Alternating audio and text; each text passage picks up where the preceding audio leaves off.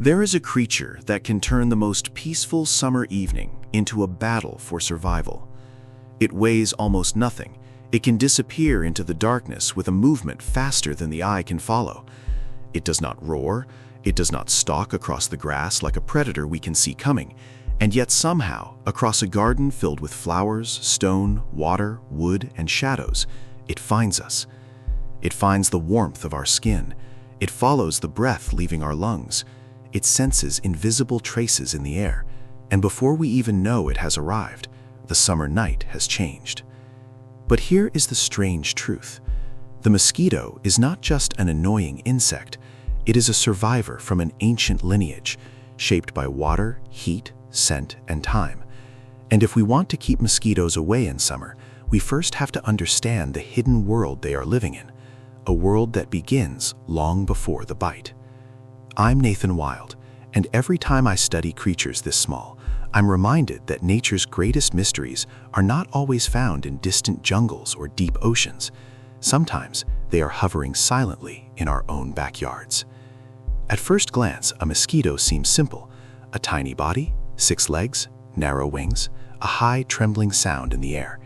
But that sound belongs to one of the most successful insect groups on the planet.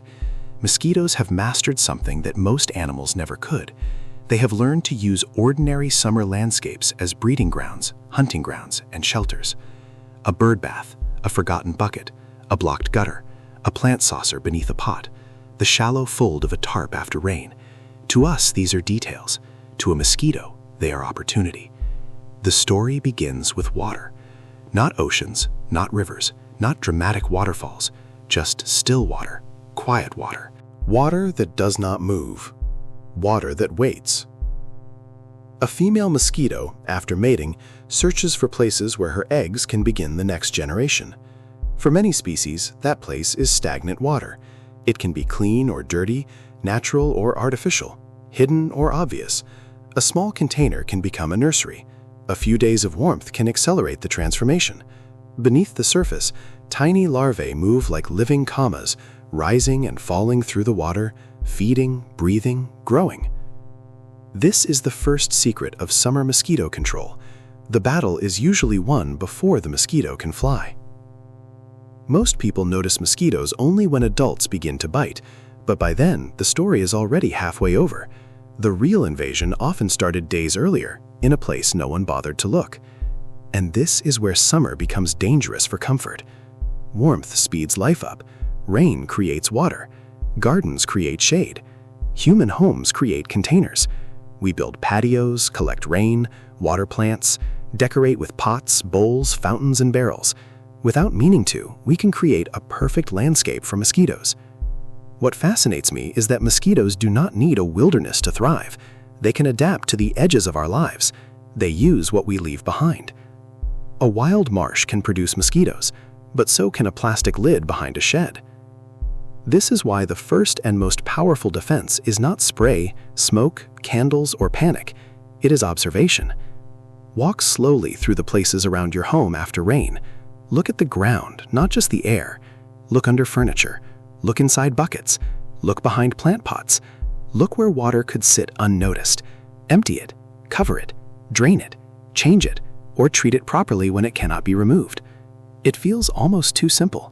But nature often hides its most important answers in simple patterns. And yet, water is only the beginning. Once mosquitoes become adults, the world changes for them. They enter the air, and with them comes one of the most precise tracking systems in the insect world. Imagine standing outside at dusk. You may think you are alone, but every breath you release carries carbon dioxide into the air.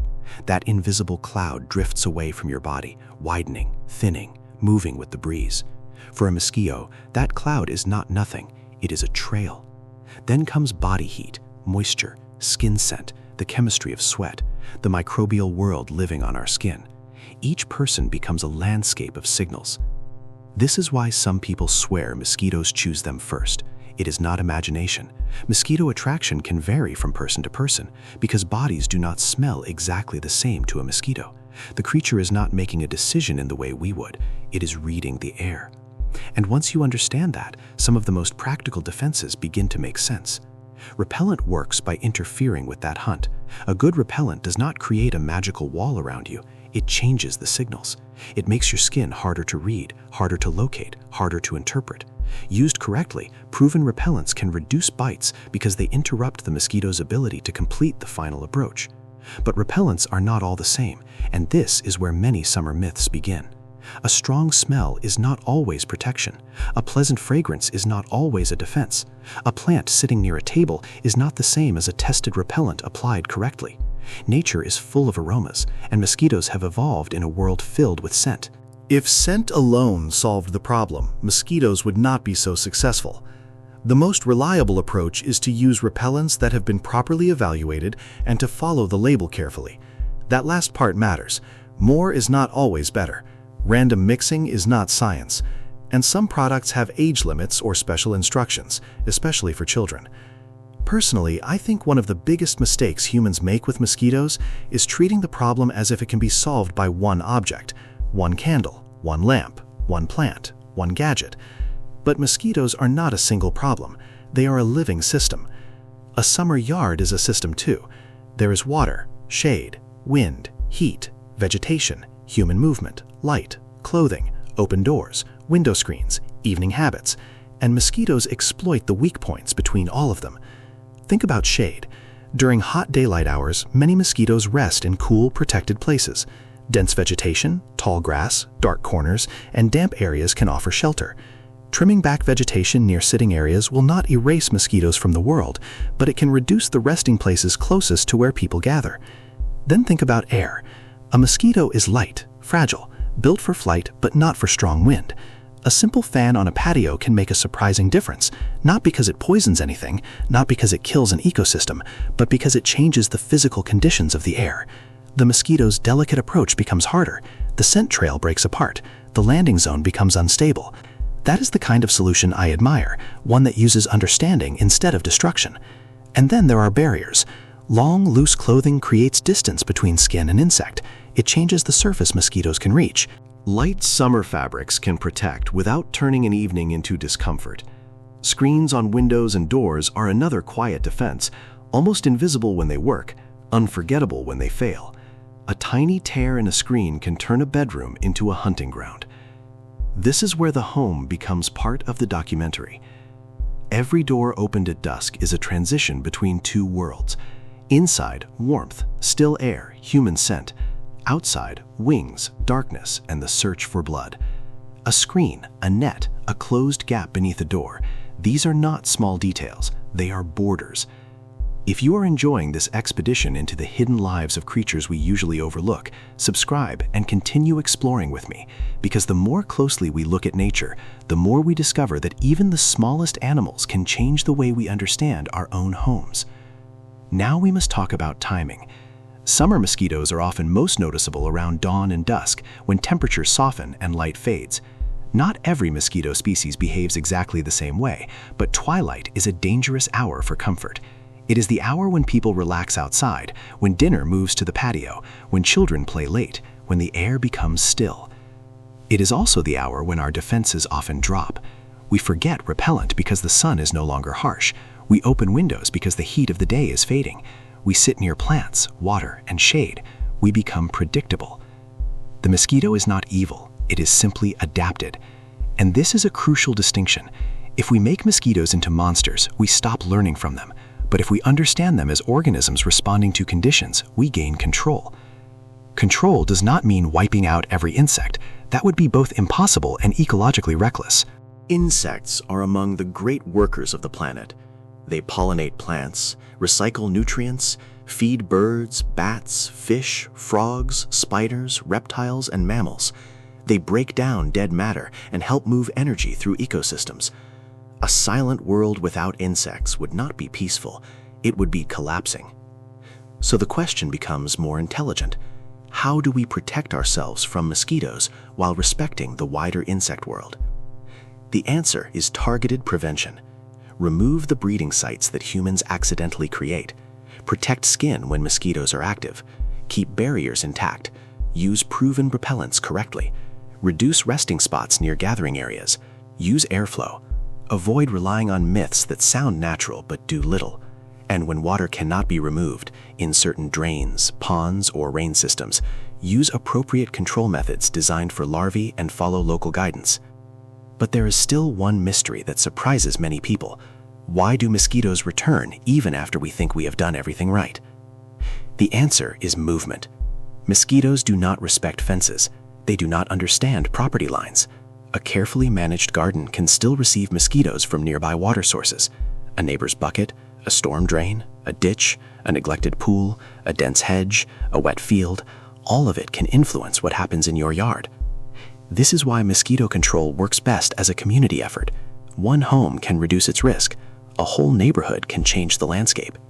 And there is another layer, climate. Warm conditions and rainfall patterns can influence mosquito abundance. A wet, warm period can create a pulse of life. A dry period can reduce some breeding sites, but containers that hold water can still sustain mosquitoes close to people. Summer is not just a season, it is an engine. Heat and water together can accelerate the mosquito's world. Now let's step closer. The mosquito lands. At this scale, the human body becomes terrain. Skin becomes a warm plain. Hairs rise like sparse trees. The mosquito tests the surface. In many biting mosquitoes, it is the female that seeks blood, because blood can provide nutrients for developing eggs. This is not an act of anger, it is reproduction. Her mouthparts are delicate, specialized instruments. She is not simply biting in the crude way we imagine. She is probing, locating, feeding, and leaving before the giant creature beneath her reacts. And that is perhaps the most unsettling part. The mosquito's success depends on our delay. The itch often arrives after the moment has passed. By the time we slap the skin, the hunter is gone. This is why the smartest strategy is never just reaction. It is preparation. Before sunset, check the yard. Before sitting outside, apply repellent if mosquitoes are active. Before opening windows, inspect screens. Before the season reaches its peak, remove standing water habits.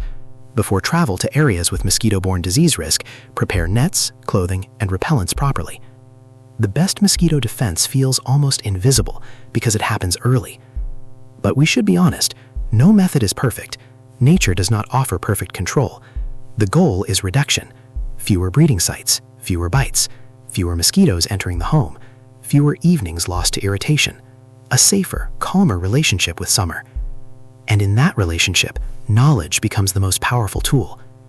Some people reach immediately for fogging or broad insect killing. In certain public health situations, mosquito control professionals may use targeted methods, especially when disease risk is involved. But for ordinary home prevention, broad destruction can harm other insects and may not solve the source of the problem. If water remains, mosquitoes can return. This is the great lesson of the mosquito. You cannot solve a living cycle by ignoring its beginning.